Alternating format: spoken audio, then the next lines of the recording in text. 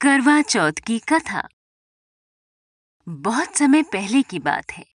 एक साहूकार के 7 बेटे और उनकी एक बहन करवा थी।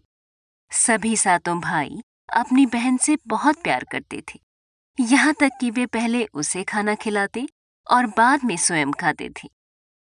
एक बार उनकी बहन ससुराल से मायके आई हुई थी। शाम को भाई जब अपना व्यापार व्यवसाय बंद करके घर आए तो देखा कि उनकी बहन बहुत व्याकुल थी। सभी भाई खाना खाने बैठे और अपनी बहन से भी खाने का आग्रह करने लगे, लेकिन बहन ने बताया कि उसका आज करवा चौथ का निर्जल व्रत है और वह खाना सिर्फ चंद्रमा को देखकर उसे अर्घ्य देकर ही खा सकती है। चूंकि चंद्रमा अभी तक नहीं निकला है, इसलिए वह भूख प्यास से व्याकुल हो उठी है। सबसे छोटे भाई से अपनी बहन की हालत देखी नहीं जाती और वह दूर पीपल के पेड़ पर एक दीपक जलाकर चलने की ओट में रख देता है। दूर से देखने पर ऐसा प्रतीत होता है कि जैसे चतुर्थी का चांद उदित हो रहा हो। इसके बाद भाई अपनी बहन को बताता है कि चांद निकल आया है, तुम उसे अर्घ्य देने के बाद भोजन कर सकती हो। बहन खुशी के मारे सीढ़ियों पर चढ़कर चांद को देखती है, उसे अर्घ्य देकर खाना खाने बैठ जाती है। वह पहला टुकड़ा मुंह में डालती है तो उसे छींक आ जाती है। दूसरा टुकड़ा डालती है तो उसमें बाल निकल आता है और जैसे ही तीसरा टुकड़ा मुंह में डालने की कोशिश करती है तो उसके पति की मृत्यु का समाचार उसे मिलता है।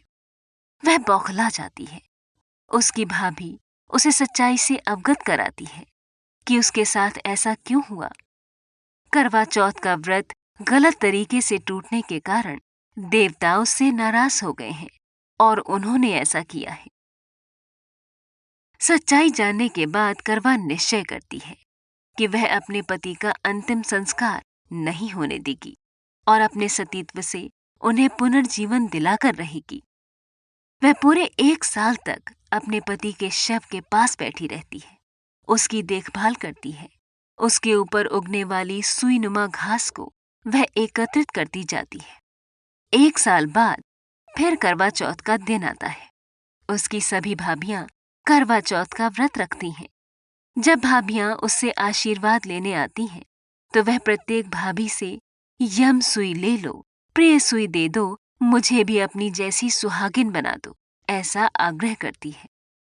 लेकिन हर बार भाभी उसे अगली भाभी से आग्रह करने का कहकर चली जाती है। इस प्रकार जब छठे नंबर की भाभी आती है तो करवा उससे भी यही बात दोहराती है।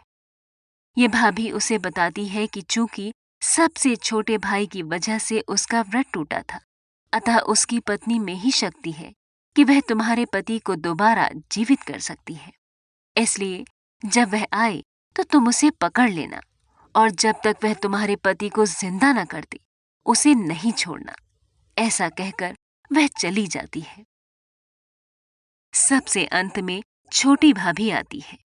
करवा उनसे भी सुहागिन बनने का आग्रह करती है, लेकिन वह टाल मटोली करने लगती है। इसे देख करवा उन्हें जोर से पकड़ लेती है और अपने सुहाग को जिंदा करने के लिए कहती है। भाभी उससे छुड़ाने के लिए नोचती है, खसूटती है, लेकिन करवा नहीं छोड़ती है। अंत में उसकी तपस्या को देखकर भाभी पसीज जाती है और अपनी छोटी अंगुली को चीरकर उसमें से अमृत उसके पति के मुंह में डाल देती है। करवा का पति तुरंत श्री गणेश कहता हुआ उठ बैठता है। इस प्रकार प्रभु कृपा से उसकी छोटी भाभी के माध्यम से करवा को अपना सुहाग वापस मिल जाता है।